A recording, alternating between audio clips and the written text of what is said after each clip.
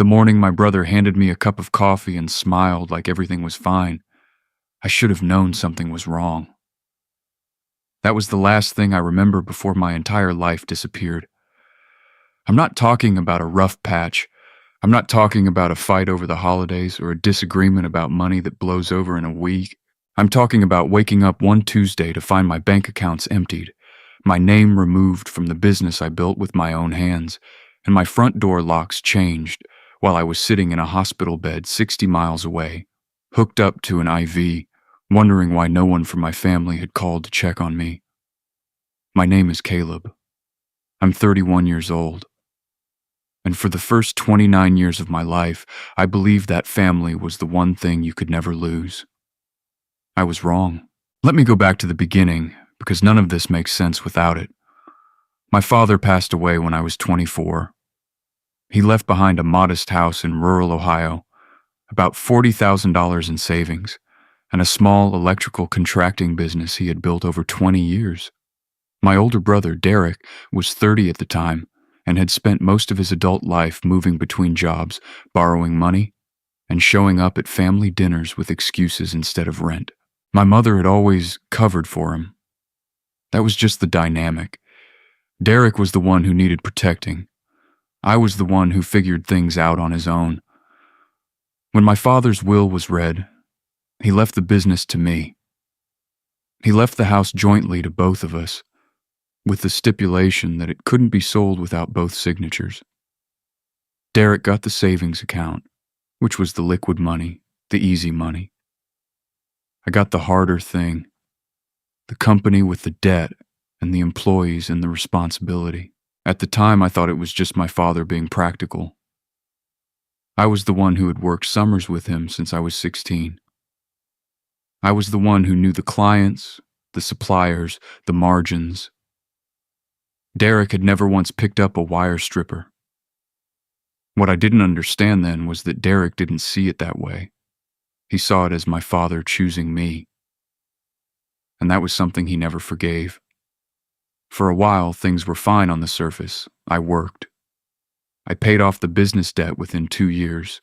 I hired 2 more electricians, started landing commercial contracts, and turned what had been a struggling small operation into something stable and genuinely profitable. Derek would call occasionally, always eventually steering the conversation toward money. A short-term loan, an investment opportunity, a situation with a landlord. I helped when I could. I said no when I couldn't. My mother always called afterward to remind me that Derek was struggling, that family helped each other, that my father would have wanted this. I should have recognized the pressure campaign for what it was. The first real warning sign came about, 18 months before everything fell apart. Derek came to visit me at the office, which he had never done before. He brought lunch, which he had also never done before. He sat across from my desk and talked for 40 minutes about a real estate opportunity in Kentucky, some kind of mixed-use development that his friend was putting together, and all he needed was a co-signer on a loan and maybe some startup capital to get his foot in the door. I told him I couldn't do it. I had payroll to cover, equipment loans, a commercial bid I was trying to close. He nodded, ate his sandwich, and left without much argument. That bothered me more than if he'd pushed back. 3 weeks later, my mother called and told me I was selfish. That was the word she used, selfish. She said Derek was trying to build something for himself, and I kept pulling the ladder up behind me. I told her I hadn't pulled anything. I just said no to co-signing a loan on a project I knew nothing about. She told me my father would be ashamed of me. I didn't sleep well for a week after that, but I moved on. I kept working. I started dating a woman named Priya, who I had met through a mutual friend, and for the first time in a long time, I had something in my life that had nothing to do with the business or the family or the weight of being the responsible one. Things felt briefly like they were getting lighter. Then in October, I got sick. It started as fatigue. I ignored it the way you do when you're running a business and there's always something more urgent to deal with. Then came the headaches, sharp and persistent, behind my left eye. then a week of dizziness that made it hard to drive. I finally went to a clinic when I woke up one morning and couldn't feel my left hand properly. The doctor there took one look at my vitals and sent me to a hospital in Columbus for further evaluation. I was there for 11 days. The diagnosis was a stress-induced cardiac event, not a full heart attack, but a serious warning. My blood pressure had been quietly running at dangerous levels for months, made worse by poor sleep and what my cardiologist described, without judgment, but with total clarity, as a lifestyle that had no room in it for rest. I was put on medication, monitored, and told in direct terms that if I didn't make changes, the next event would be worse. I called Derek the first night from the hospital. He answered on the third ring, said, "That's rough, man," and asked if I needed him to water my plants. I said I didn't have plants. He said okay and told me to keep him posted. My mother called the next morning, cried briefly, said she was glad I was getting checked out, and then mentioned that Derek had been having a particularly hard month, and maybe when I felt better, I could talk to him about the Kentucky project again. I stared at the ceiling of that hospital room for a long time after hanging up. Priya was the one who drove 3 hours to sit with me. She brought my laptop, my chargers, a bag of food from the deli near my apartment that she knew I liked. She sat in the chair beside my bed and worked on her own laptop while I slept, and when I woke up, she was still there. She was the one who called my office manager, my lead electrician, my accountant. She handled things I didn't have the capacity to handle. She did all of this without being asked. I think that contrast between Priya's presence and my family's absence was what finally cracked something open in me. Not anger yet, something quieter. A slow recognition that the map I had been using to understand my family was wrong. I was discharged on a Thursday. Priya drove me home. When we pulled up to my apartment building, the key fob for the main entrance didn't work. I figured it was a dead battery. We went around to the side entrance. That key didn't work either. I called my landlord, slightly embarrassed, thinking maybe there had been a building-wide lock change I had missed a notice for while I was in the hospital. My landlord was confused. He told me he had received a written notice 3 days earlier, signed by me, stating that I was vacating the apartment and terminating my lease effective immediately. He told me my belongings had been collected by 2 men, one of whom had shown identification in my name, and placed in a storage unit. He gave me the address of the storage facility. I sat on the steps of my building in the cold for about 4 minutes, trying to make the words form a shape that made sense. Then I called Derek. He didn't answer. I called my mother. She didn't answer either. I drove to my office. The door was locked with a padlock I didn't recognize. Through the front window, I could see my desk was cleared. The company vehicle was gone from the lot. I called my office manager, Marcus, who answered immediately and sounded relieved to hear my voice. He told me that on Monday, 2 days after I'd been admitted to the hospital, Derek had come in with a document that he said gave him temporary power of attorney over the business while I was incapacitated. He had told Marcus and the team that I had suffered a serious medical event and had signed over operational control while I was recovering.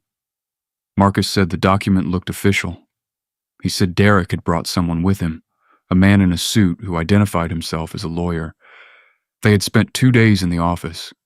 They had accessed the business accounts, and then they hadn't come back.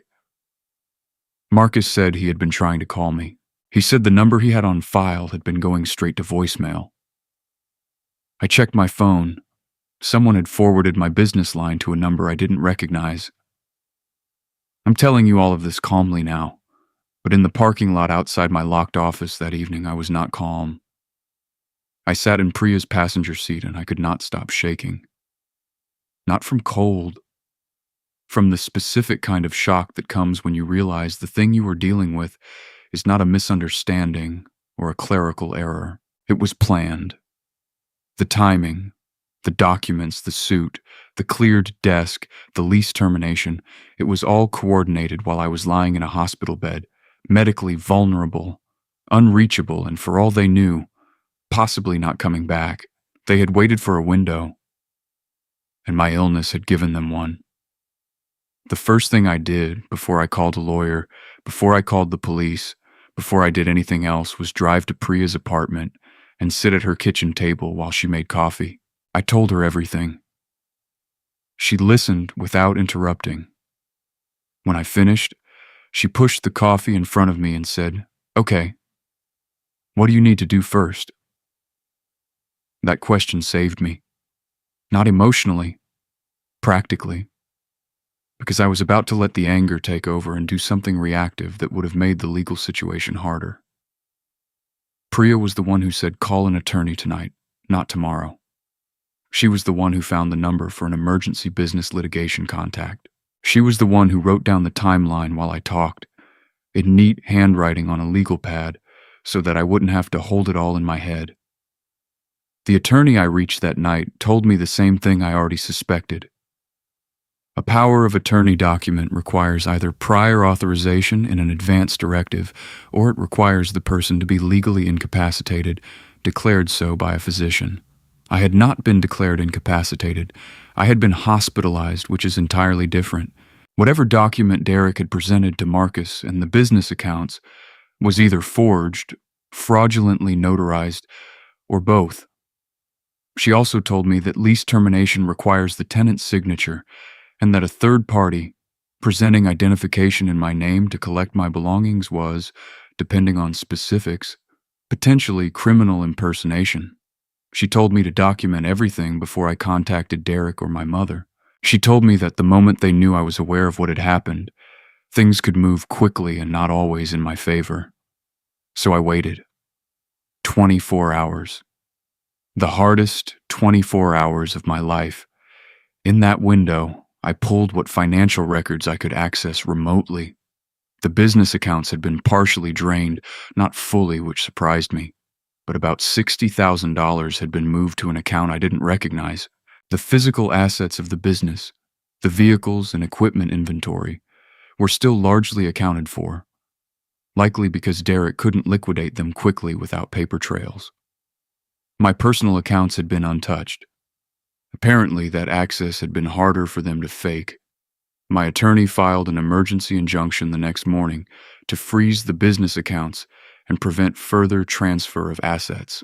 She contacted the notary whose stamp appeared on the power of attorney document, and within 48 hours that notary, a woman in Columbus who had no idea her credentials had been used, confirmed she had never met me, had never met Derek, and had never notarized any such document.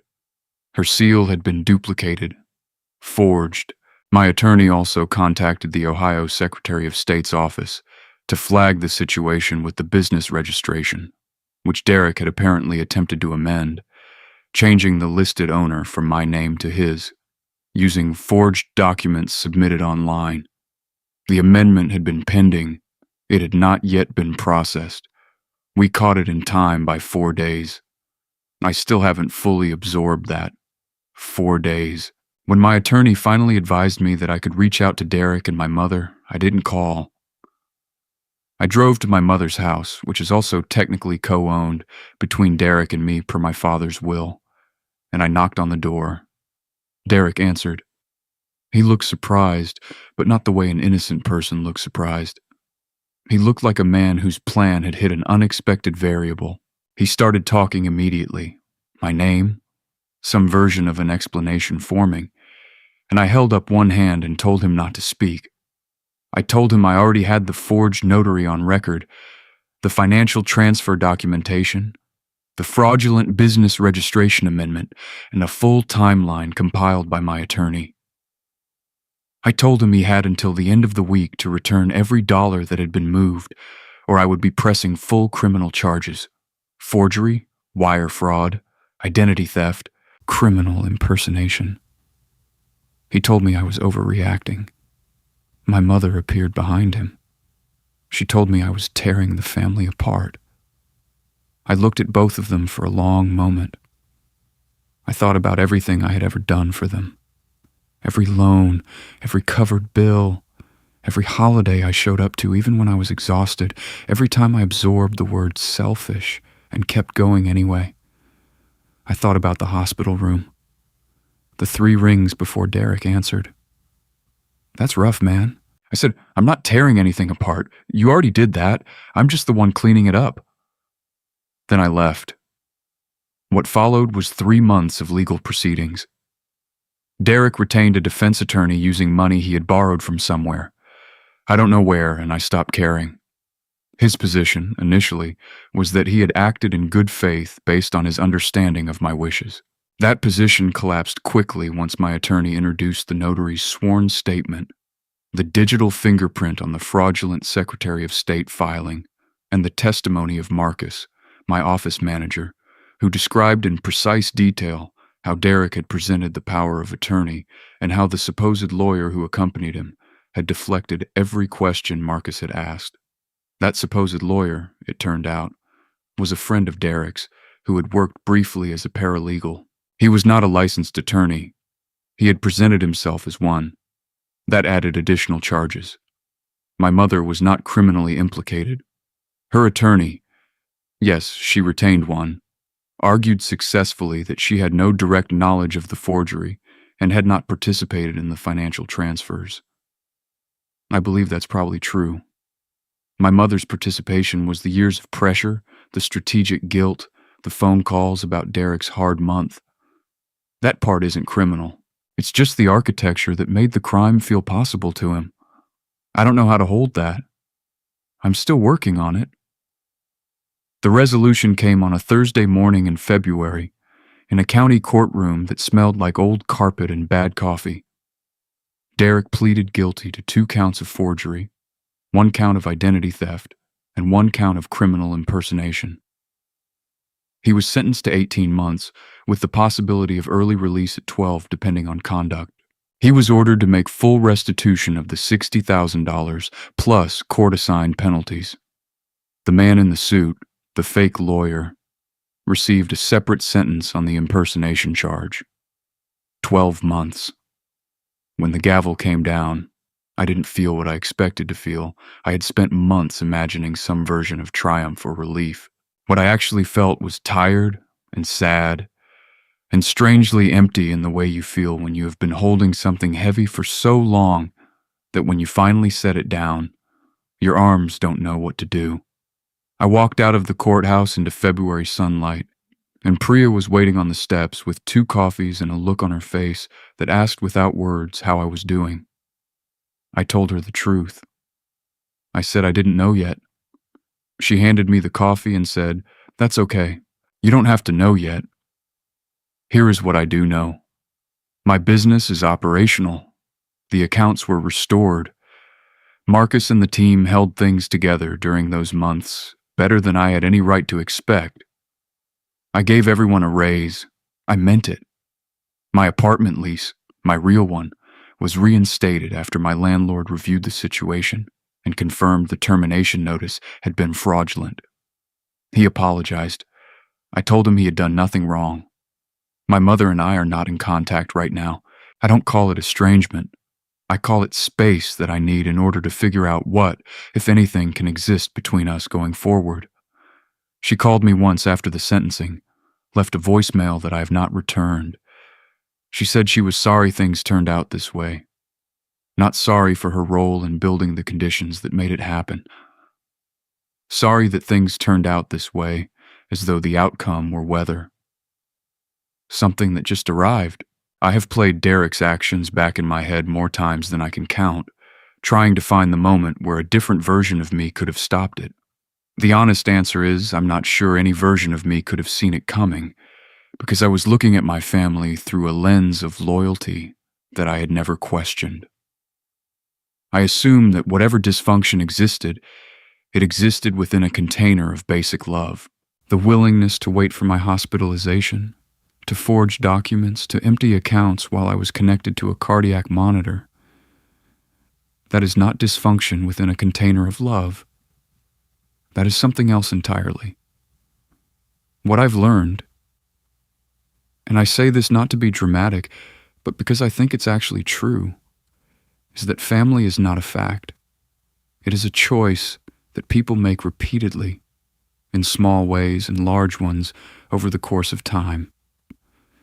Derek made his choice. My mother made hers, in smaller increments over many years. I'm in the process now of making mine, which includes choosing the people who show up, who write things down on legal pads at kitchen tables, who drive 3 hours to sit beside a hospital bed without being asked. My father built something with his hands and left it to me because he trusted me to protect it. I did protect it. Not the way I expected to. Not without damage and cost and months of legal proceedings and a grief I'm still not entirely through. But I protected it. And on the days when I unlock that office door in the morning and turn on the lights and hear the first vehicles pulling in, I think about him. I think about what he built and what it cost him and what he believed it was worth. I think he would understand if you are watching this and you recognize something in this story. The slow pressure, the guilt dressed up as love, the way people who should protect you can become the thing you most need protection from. I want you to know this. Trusting your instincts is not betraying your family. Protecting what you built is not selfishness. And choosing who stays in your life based on what they do, rather than what they're called, is not cruelty. It's just the truth. And the truth, even when it costs you, is always worth living inside.